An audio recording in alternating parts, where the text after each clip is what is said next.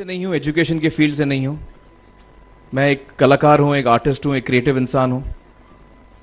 और आप लोग बेहतर जानते हैं एजुकेशन के बारे में। इतने साल से आप एजुकेशन चला रहे हैं।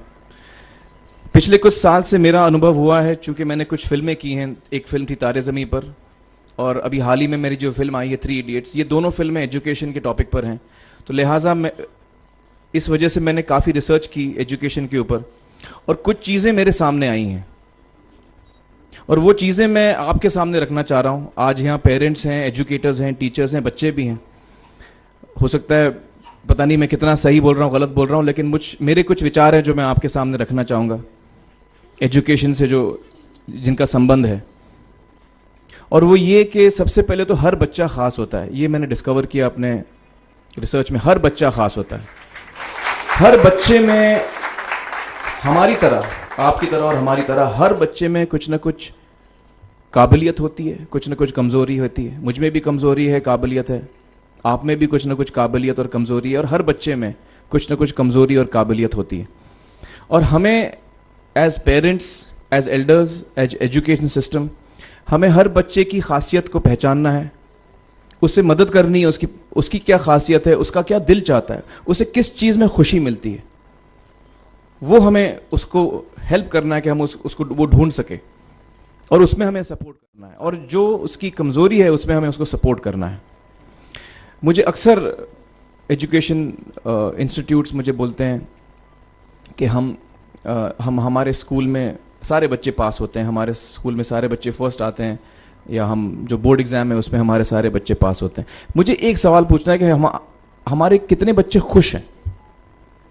सबसे बड़ा सवाल मेरा ये है, how many of our children are happy. और वो जो हैप्पीनेस कोशेंट है ना, वो मेरे लिए सबसे अहम है। क्योंकि देखिए, पढ़ाई लिखाई तो हम सीख ही लेते हैं। जब मुझे कोई चीज़ सीखनी होती है तो मैं कुछ ना कुछ करके सीख ही लेता हूँ। हमारी फिल्म 3 इडियट्स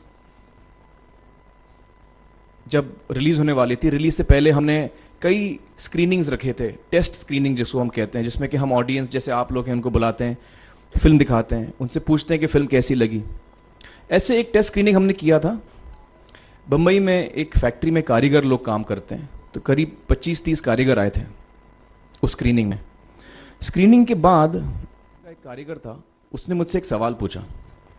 उसने मुझसे ये पूछा, आप लोगों ने फिल्म देखी है 3 इडियट्स? उसने मुझे एक सवाल पूछा जो बहुत कमाल का सवाल था। उसने मुझे ये सवाल पूछा कि सर, पिक्चर के अंत में हमें पता लगता है कि आप तो रणछोड़ दास थे ही नहीं, रैंचो तो थे ही नहीं आप, तो सर्टिफिकेट तो आपको मिला नहीं, वो तो जावेद जाफरी को मिल गया। तो आप इतने बड़े साइंटिस्ट कैसे बन गए? इतने बड़े पेटेंट्स, 400 पेटेंट्स, जापानी लोग आपके पीछे पड़े हैं, तो आपको सर्टिफिकेट तो मिला नहीं, तो आप इतने बड़े साइंटिस्ट कैसे बन गए? बहुत ही अहम सवाल है ये, बहुत ही इंपॉर्टेंट सवाल है। और ये जो मुद्दा है उसके हार्ट में जाता है ये, कि जब मैं एग्जाम के लिए रट के जवाब देता हूं और वो जवाब में मुझे नंबर मिलते हैं और मैं पास हो जाता हूं, तो मेरे हाथ में एक पर्चा आता है जो मुझे कहता है कि मैं पढ़ा लिखा हूं। लेकिन वाकई मैं पढ़ा लिखा हूं या नहीं, ये अभी तक हमको श्योर मालूम नहीं है। लेकिन जब आप नॉलेज चाहते हैं कि आपको मिले, विद्या मिले आपको, तो फिर वो कागज का मायने कुछ होता नहीं है।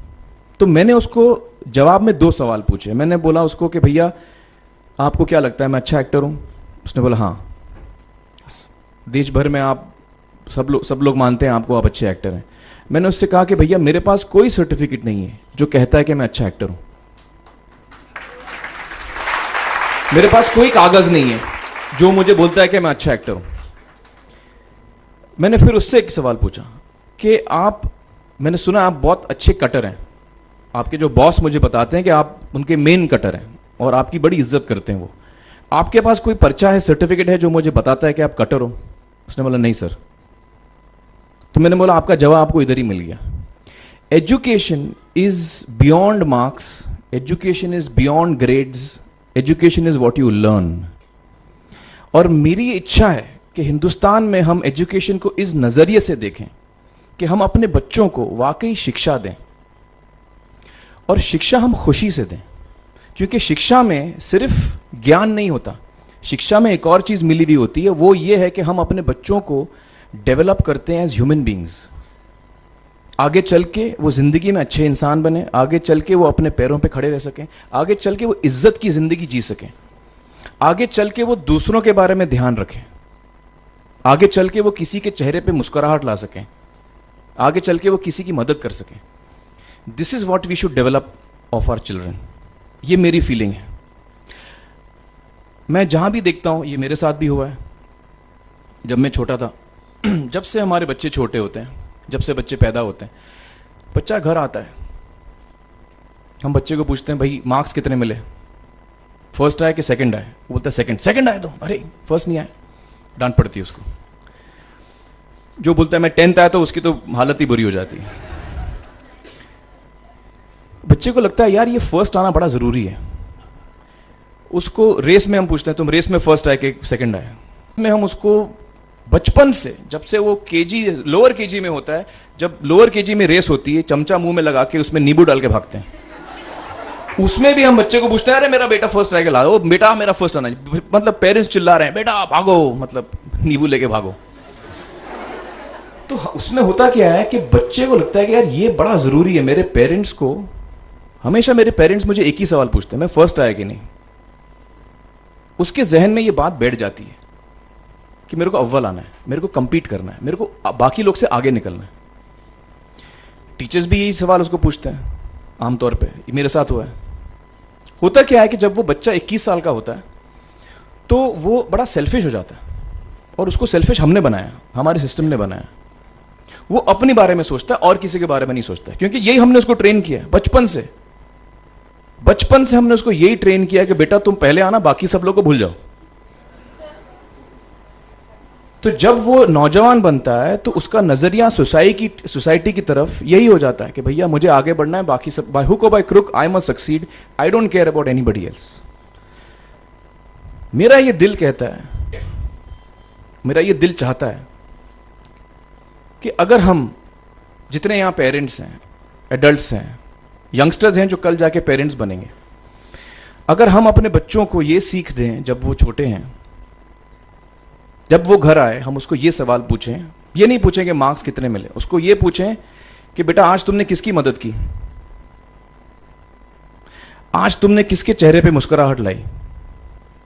अगर हम उसको ये पूछें तो उसको ये लगेगा कि यार ज़रूरी ये है। मेरे पेरेंट्स मुझे हमेशा ये पूछते हैं, मार्क्स का तो कभी पूछते नहीं, वो मुझसे ये पूछते हैं कि भैया तुमने किसको हेल्प किया आज।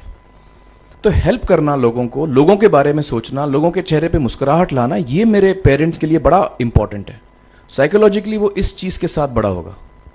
स्कूल वही जाएगा, पढ़ाई लिखाई वही करेगा, वो उसका नज़रिया थोड़ा बदल जाएगा। जब वो बच्चा नौजवान बनेगा, 21 साल का होगा, और सारे बच्चे उस उम्र के जब 21 साल के होंगे, हमारी सोसाइटी चेंज हो जाएगी। क्योंकि तब हमारी सोसाइटी में ऐसे नौजवान होंगे जो खुद के बारे में नहीं सोच रहे हैं, दूसरों के बारे में सोच रहे हैं। तो मुझे लगता है कि सबसे बड़ी चीज जो हमारे एजुकेशन सिस्टम में मैं देखना चाहूंगा, जो मैंने अपने स्कूल लाइफ में नहीं देखी, कि हमको ये अहमियत इस पे दी जा रही है कि हम अपने आसपास के बच्चों को कितना हेल्प कर रहे हैं। ये एक बहुत बड़ी तब्दीली अगर आ जाए तो मुझे लगता है कि हमारा देश बहुत सुधर सकता है, बहुत बदल सकता है, हम बहुत